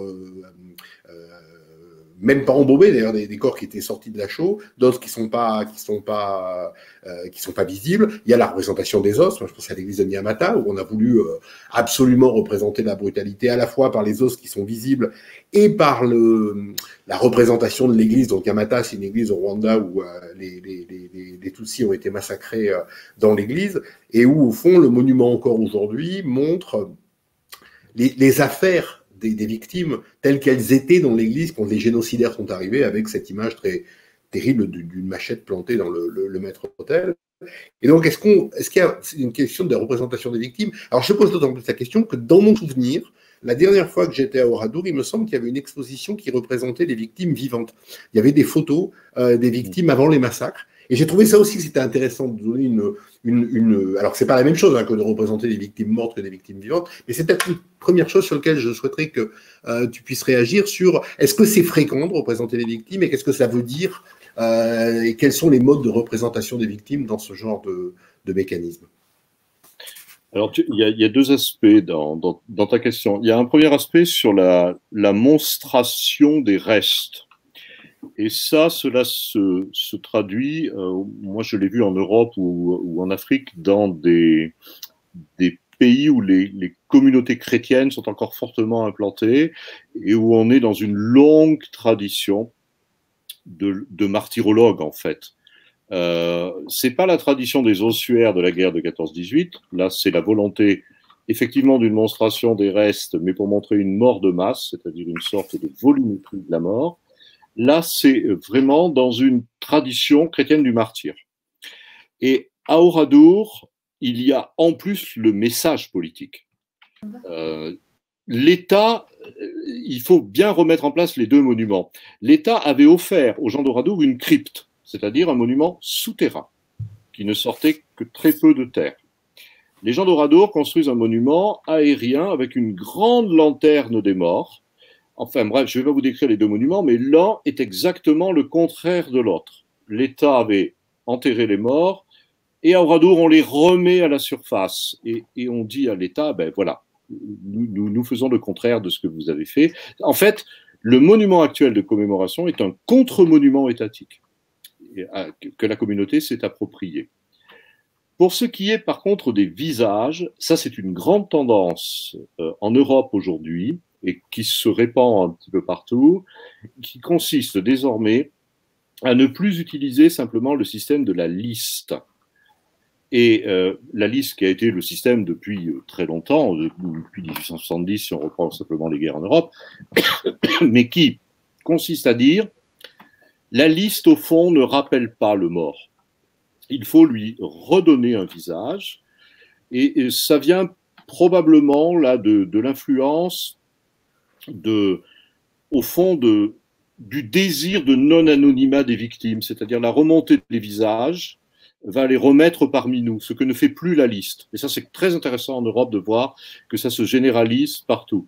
Et à Oradour, la dernière initiative qui a été mise en place, c'est de mettre dans le couloir d'accès entre le centre de la mémoire et les ruines une galerie de visages, littéralement, et qui, comme tu as raison, interpelle les publics parce que la liste, au fond, elle anonymise le mort. Pendant très longtemps, elle ne l'a pas anonymisé. Parce que déjà, la liste était un progrès par rapport à ce qui était l'anonymat le plus complet. Si on prend les morts de 14-18, les morts étaient parmi les communes sur un monument et on les connaissait. Ces noms avaient un sens. Aujourd'hui, les noms ne font plus sens. Donc, on met des visages, et les visages, tout le monde s'y reconnaît, parce qu'on reconnaît la photo d'un enfant, d'une femme, d'un homme au travail, etc. Donc, ça rend humaines les victimes, et ce procédé plutôt, est de plus en plus utilisé. Alors, je voudrais en revenir aux eaux quand même, juste pour terminer. On a réussi à éviter en Europe les dérives de monstration des restes, parce qu'il y a eu une tendance dans les années 90, justement, avec une dérive possible qui aurait été de montrer les cadavres, hein, d'une certaine façon, de les montrer le plus possible. On s'est aperçu que c'était alors totalement contre-productif. Et je vais citer un exemple qui est intéressant. Moi, j'ai reçu une délégation américaine, c'était juste après le World Trade Center, les attentats, qui sont venus voir ces deux tombeaux d'Oradour parce qu'ils se posaient justement la question des restes qu'ils récupéraient. C'était extraordinaire l'après 11 septembre aux États-Unis. On mettait tous les débris sur des tapis roulants. Et il y avait des gens, j'ai jamais vu une scène comme ça, qui triaient, qui récupéraient l'un des bouts de métal et les autres des morceaux de victimes. Et ils étaient intéressés effectivement par ce phénomène. Donc on leur a bien expliqué la contextualisation et ils ont fait le choix effectivement de ne pas montrer les restes des victimes et de s'orienter vers une liste dans un premier temps, et maintenant on s'oriente de plus en plus vers une galerie de portraits. Donc ça correspond aussi à nos sensibilités, c'est ce que tu disais. Tous ces lieux, ils ne sont compréhensibles que si l'on comprend à quoi ils servent par rapport à des sensibilités du moment. Et aujourd'hui, les portraits, c'est-à-dire redonner corps, redonner vie aux gens, c'est quelque chose qui interpelle beaucoup plus les publics. Et à Oradour, quand on montre ces deux cercueils, il faut bien expliquer leur contextualisation. Et on en revient à la question du sens. Parce que si tu ne le fais pas, les gens ne comprennent pas, en fait, ce qu'ils voient. Et trouvent... alors, on va aller vers du binaire. C'est bien, c'est pas bien. C'est bien, c'est pas bien, etc. Ouais. Et c'est vrai que c'est un sens qu'on trouve dans toute la justice traditionnelle de sortir les victimes de leur anonymat. Oui. Je pense notamment à ces pratiques qu'on a dans les commissions vérité ou même dans certains procès d'ailleurs. Je me souviens de l'image d'un procès qui a eu lieu à Bruxelles dans le cadre de la compétence universelle d'un génocidaire rwandais. Et d'ailleurs, il n'était pas là parce qu'il était gravement malade, il était en train de mourir je crois, du sida. Et où les victimes ont demandé au juge l'autorisation de lire à haute voix la liste des victimes. Et la lecture de la liste, c'est quelque chose qui se pratique aussi beaucoup. Le juge, d'ailleurs, avait accepté. Au moment où tu sors du fait que on connaît plus les victimes, comme dans les villages, on pouvait connaître ça après 1918, il y a cet élément-là qui est important. Alors, peut-être j'ai une première question, mais tu l'as aussi sur le rapprochement qu'on peut faire entre tes questionnements et le travail mené par le Conseil de l'Europe autour de la convention de Faro sur la valeur du patrimoine pour les sociétés. Est-ce que, et donc sur la question de la capacité du patrimoine culturel à provoquer des dialogues. Et ça, je trouve que c'était intéressant aussi ce que tu disais sur le fait que ces lieux de mémoire peuvent provoquer un dialogue entre les acteurs. Ah oui, ça j'en suis tout à fait persuadé. Nous avons remis plusieurs rapports dans différents programmes de recherche à Bruxelles sur justement des processus de construction de paix autour de ces lieux de mémoire, en créant ce qui serait des sortes de fédérations, de circuits de mémoire européens. Mais on en revient toujours à la même question, en leur donnant du sens. C'est-à-dire que si on le fait, il faut que tout ça ait un sens. Parce que les processus d'établissement de la paix ou de reconstruction de la paix, bon, tu connais aussi bien que moi combien il y en a et combien on fait d'efforts dans ces domaines-là, mais ça ne peut pas être simplement une juxtaposition de lieux. Il faut que, si l'on considère qu'on en fait un patrimoine global, il faut qu'il ait effectivement un message à délivrer. Et là, on se heurte à une autre difficulté, qui est toujours la même au fond, c'est qu'à partir du moment où on veut donner du sens, il faut des moyens pour donner du sens. Que ces moyens ne peuvent pas être uniquement des moyens virtuels, comme on nous le dit très souvent, c'est-à-dire qu'il faut qu'il y ait autour de ces lieux alors à inventer probablement quelque chose. Moi, j'ai fait avec des étudiants allemands et bosniaques et français par le biais de l'OPHAGE, des circuits de mémoire en Europe, comme ça, autour de lieux symboliques. Et ça marche très très bien. Mais parce que, alors justement, ça marche même d'autant mieux que le groupe ignore, enfin, les différents membres du groupe ignorent beaucoup de choses sur les autres lieux de mémoire et découvrent qu'il y a une mémoire commune des conflits qui peut déboucher sur une espérance de paix. Mais nous j'allais dire, c'est un groupe compact et autonome et nous sommes en action de médiation complète. Après, je me méfie de la nomenclature. La nomenclature, tout le monde peut en faire et on peut faire un site internet avec de très belles nomenclatures, etc. L'important, c'est de trouver une forme qui permettra de faire vivre ces jonctions. C'est là qu'est le point clé, je pense. Tu disais qu'il fallait donner un sens à ces lieux de mémoire, aux ruines ou aux monuments, peu importe. Qui est-ce qui doit le donner, ce sens? Est-ce que ce sont les historiens? Est-ce que on a vu le problème de Oradour et le problème de la relation compliquée de l'État. On a vu l'application du Parti communiste et du mouvement post-résistance du Parti communiste dans la célébration. Peut-être les familles, etc. Comment on peut trouver aujourd'hui et quelle serait la bonne structure un exemple de bonne structure pour donner un sens à un monument qui soit pas uniquement du vindicatif, mais qui soit Alors, moi, je vais te dire ce qu'est mon expérience. Là, partout où je suis intervenu, le processus numéro 1 à faire, c'est l'historicisation du lieu et qu'il soit une historicisation vraiment au fond. Alors, je vais dire une histoire positive, je sais bon, que certains me contrediront, mais qu'on aille vraiment au fond des choses, qu'il s'agisse des bourreaux, qu'il s'agisse des victimes, qu'il s'agisse de tout ce qui s'est passé. Et on s'aperçoit que quand c'est bien fait, que l'on a vraiment les archives, les preuves, etc., on peut commencer à construire quelque chose avec différents acteurs. Les acteurs de la société civile, quels que soient les partis, les formes partisanes, etc., qu'ils appartiennent aux bourreaux ou aux victimes, que ce soit des élus ou que ce soit des militants associatifs, etc., parce que le fait étant clairement établi, on peut commencer à discuter de ce que l'on veut en faire.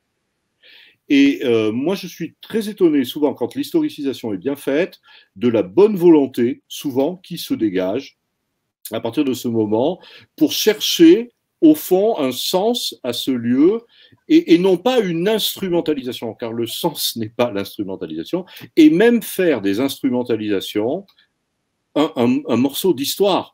Il faut le dire, il faut oser raconter ce qu'ont été les instrumentalisations. C'est comme ça fait partie de notre histoire. Et là, on peut enclencher un processus de réconciliation. Parce qu'au fond, les victimes, les bourreaux, dont certains sont aussi des victimes, tu sais bien que tout ça est toujours très compliqué, mais vont se retrouver.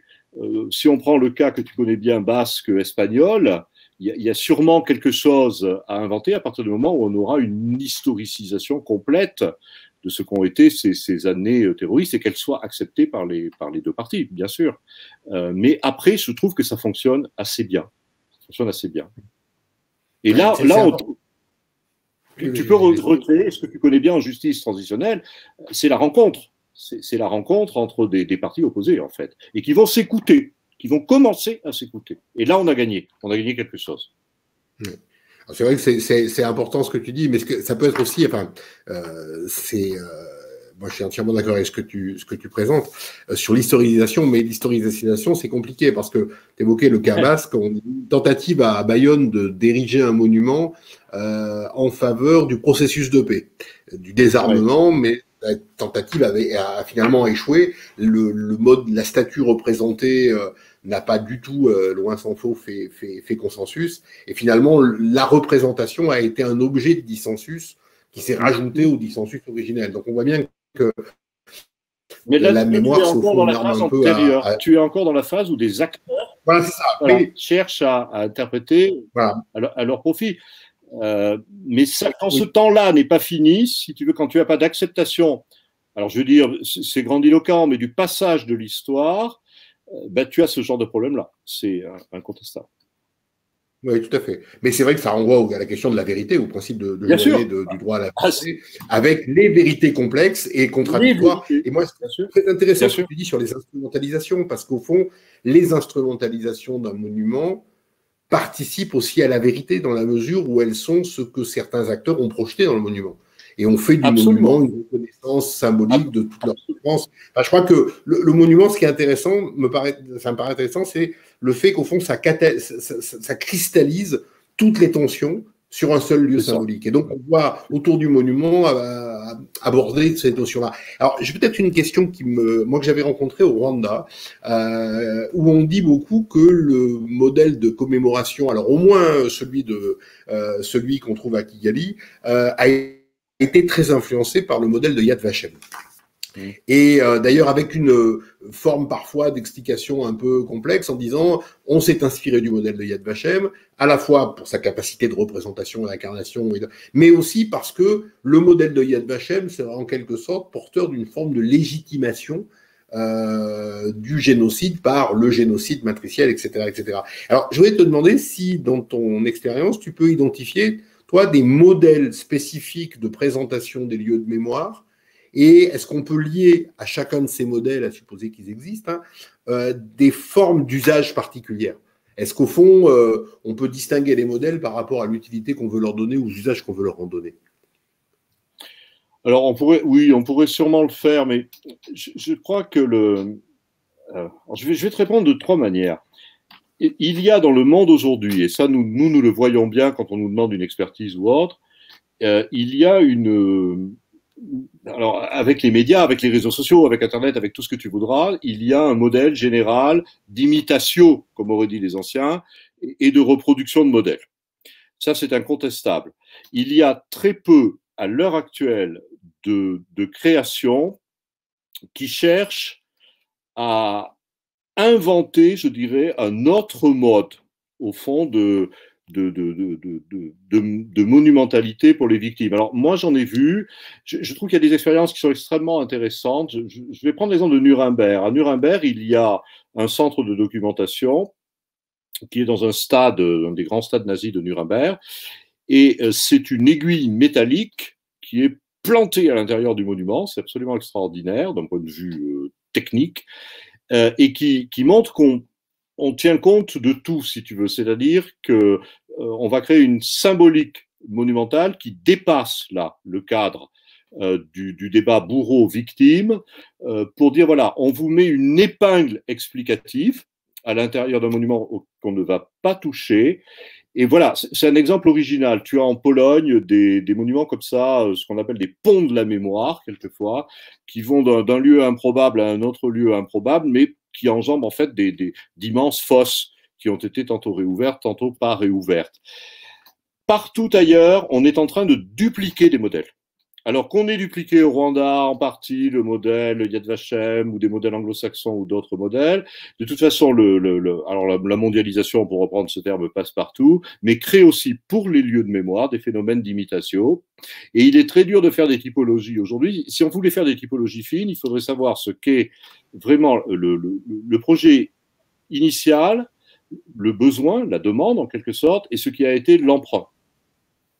Et moi, je suis frappé de voir que l'emprunt l'emporte aujourd'hui très largement sur la création et qu'on ne cesse de reproduire les mêmes modèles, souvent les mêmes formes commémoratives, bien entendu adaptées au lieu. Et je pense aussi que pour les victimes, entre-temps est passé aussi par là la justice pénale internationale et une forme d'internationalisation de la justice. Il y a aussi une internationalisation d'une forme de reconnaissance, j'allais dire, commune à l'humanité pour ces victimes. Et c'est pareil en Asie, au Cambodge ou ailleurs. On utilise les mêmes procédés, des procédés de reconstitution de listes, des procédés de montrage des photos, des procédés de muséification des lieux. C'est exactement les mêmes codes.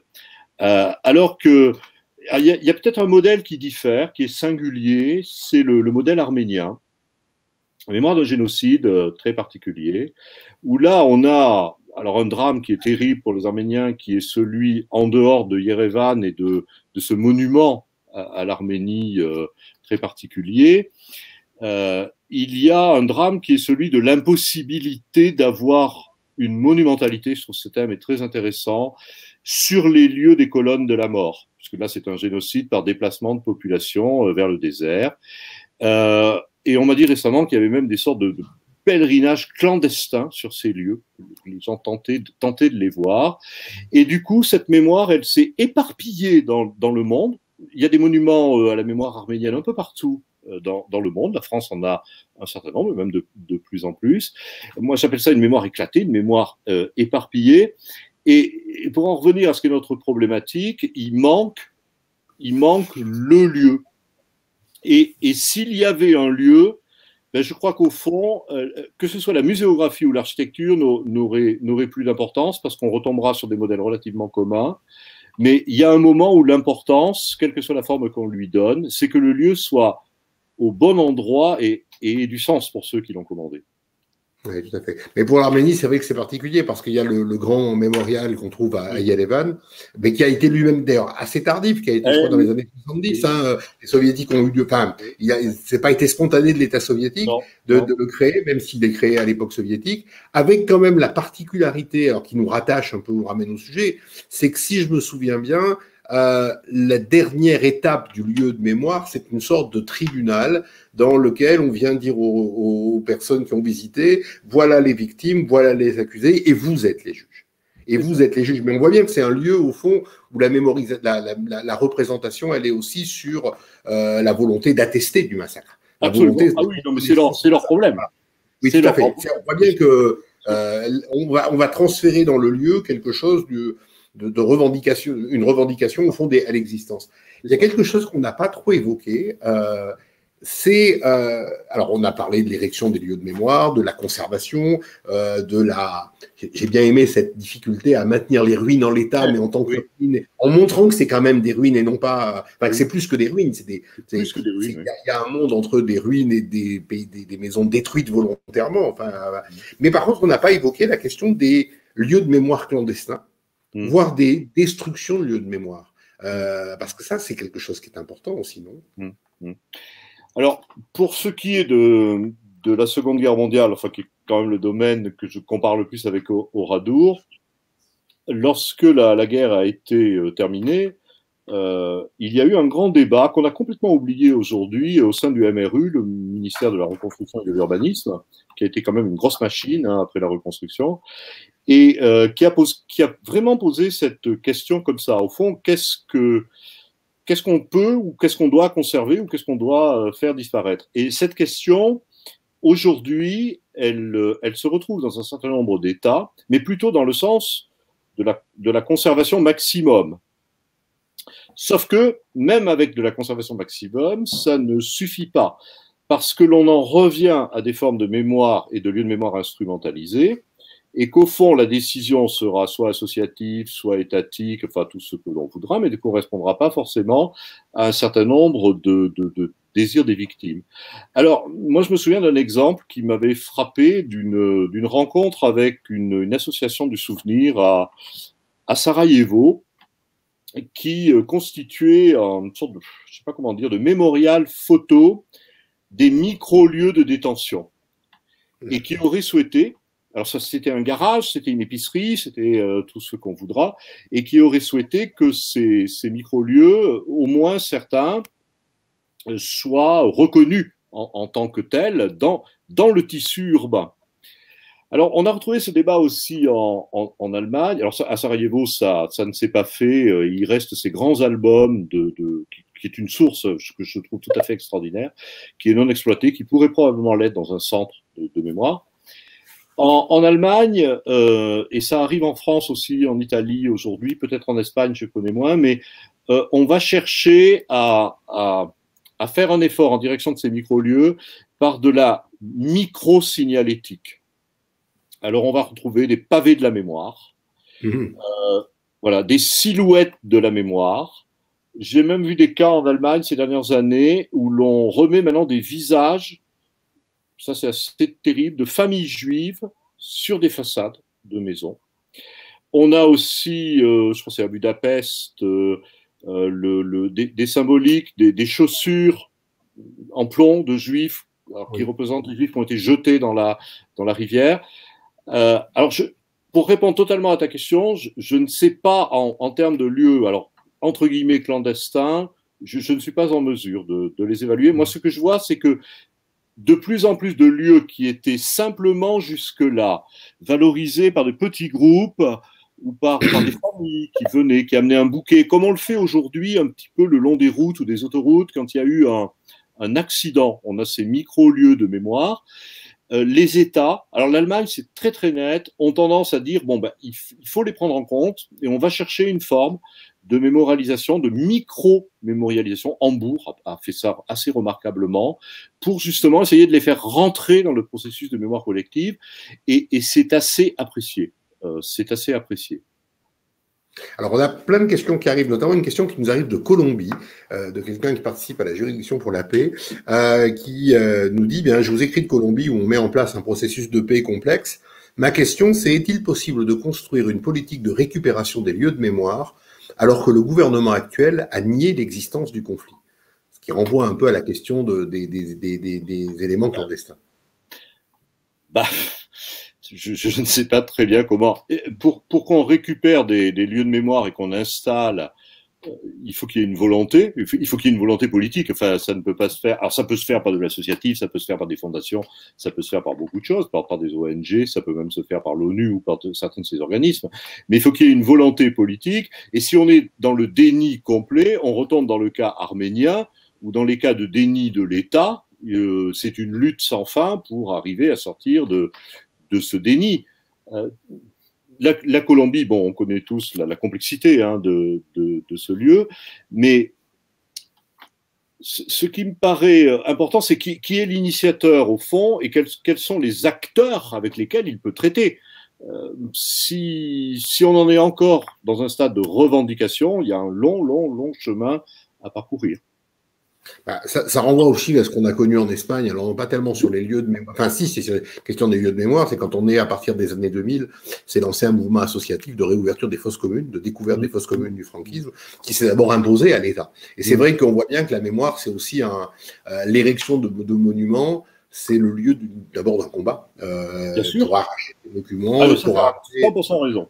Oui, ça je crois que c'est vraiment, avant le monument, il y a généralement un combat pour revendiquer. Et que, en tout cas, là encore, pour répondre à notre collègue colombien, c'est vrai que s'il y a une tension sur les lieux de mémoire, c'est certainement un signe de la difficulté ou d'une des difficultés quand rentrera le processus de paix. Alors c'est vrai en Colombie, plus la difficulté de faire admettre au gouvernement actuel le processus tel qu'il avait été adopté précédemment.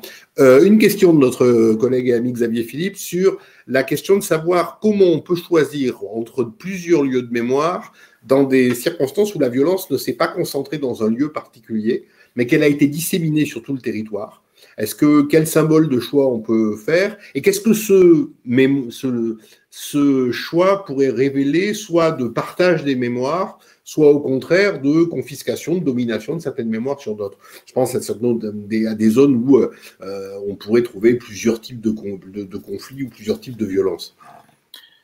Alors, dans le cas d'Oradour, c'est là où Oradour est à la fois archétypal et nécessite des contre-exemples. À Oradour, il y a une volonté nationale qui est très très forte. De Gaulle arrive et dit « ce sera le haut lieu de mémoire des exactions commises contre les populations civiles ». Donc ça règle le problème. Lorsqu'il y a dissémination comme ça des lieux, il y a deux tendances à l'heure actuelle.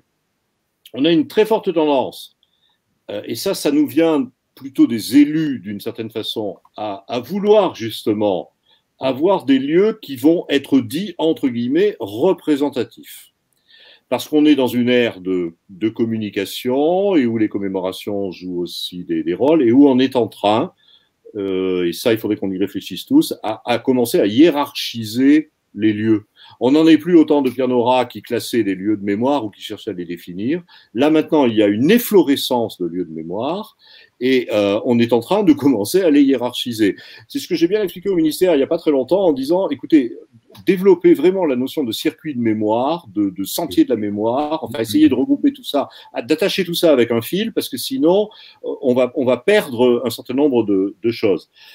Ensuite, pour finir dans la question qu'il pose, il y a aussi un jeu, on en parle peu, mais il y a un jeu de lobby, d'associations, de groupes, etc., qui tous ont intérêt à faire vivre des lieux parce qu'il y a des enjeux autour et que le choix ou la notion de choix ou de regroupement est une autre forme d'instrumentalisation de la mémoire.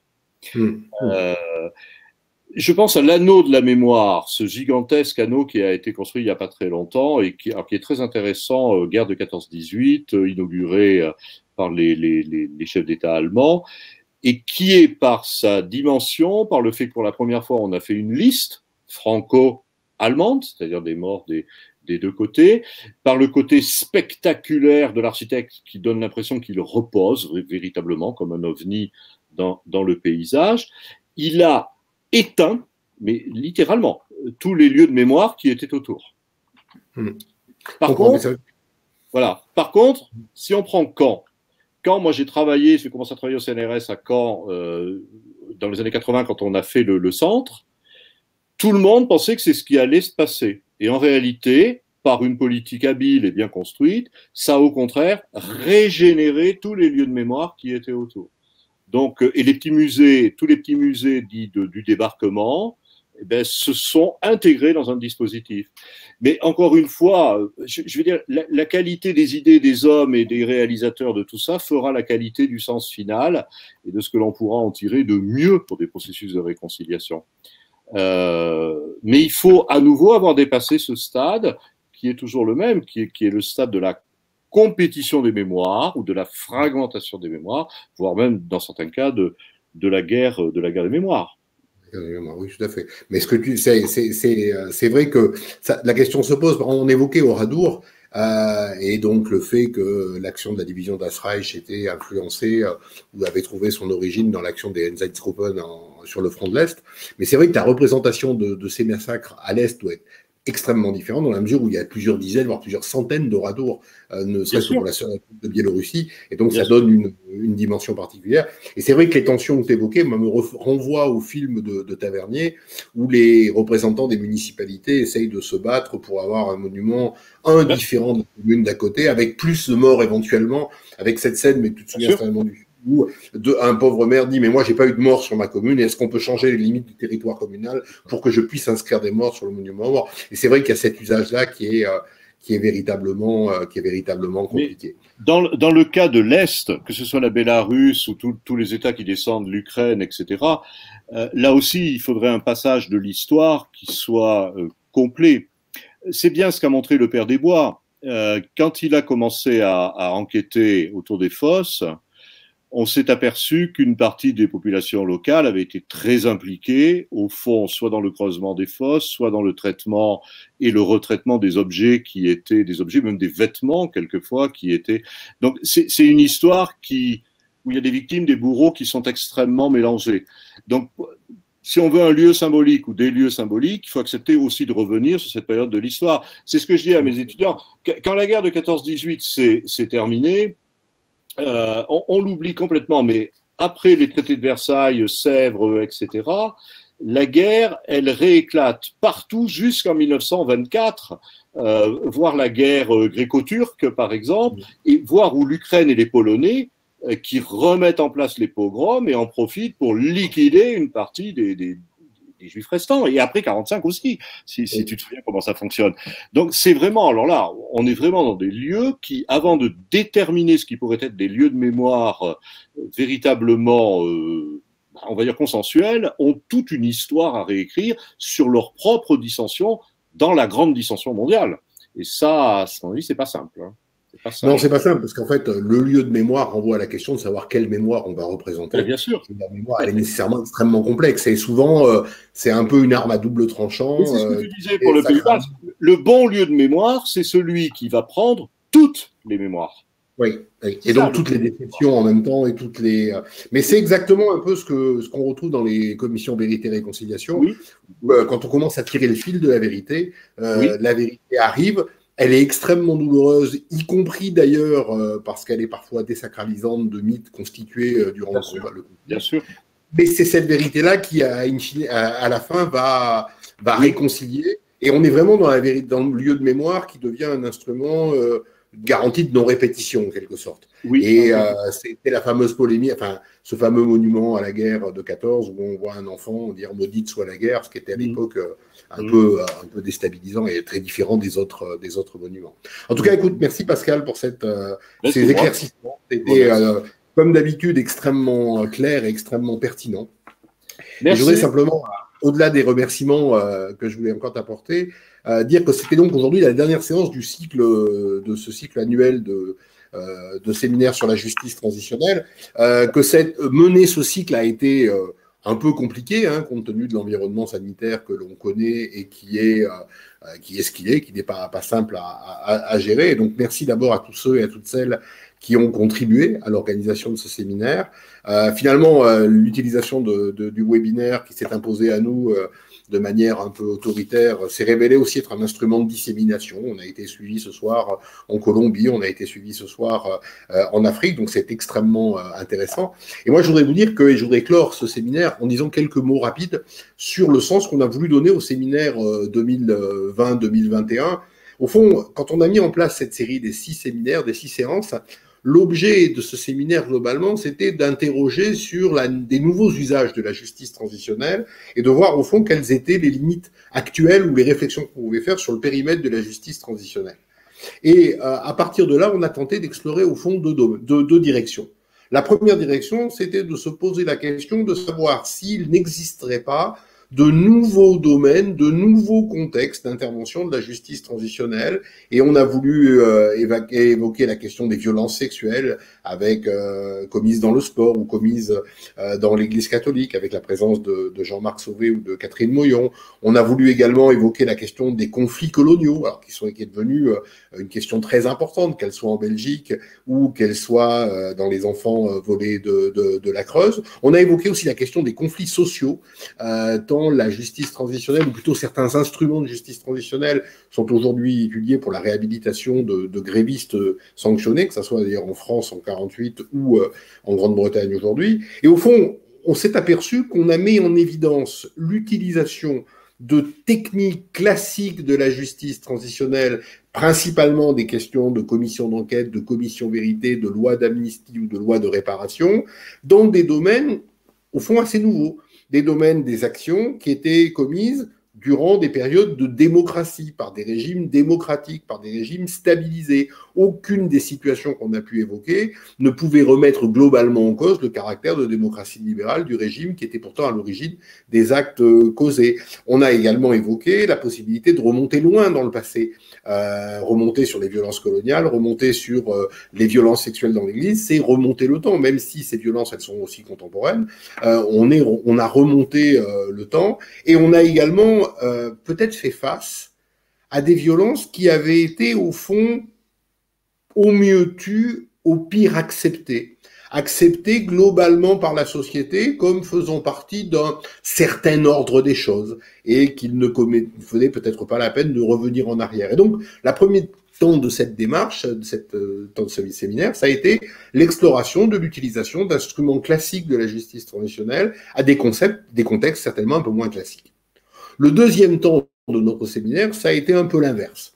Un peu l'inverse, pourquoi? Parce qu'on est parti de situations authentiquement de justice transitionnelle, situation de passage de la dictature à la démocratie, de la paix à la guerre, de violence de masse, de massacres, de guerre véritable, et on a tenté de voir comment on a pu utiliser des nouveaux instruments pour faire de la justice transitionnelle classique.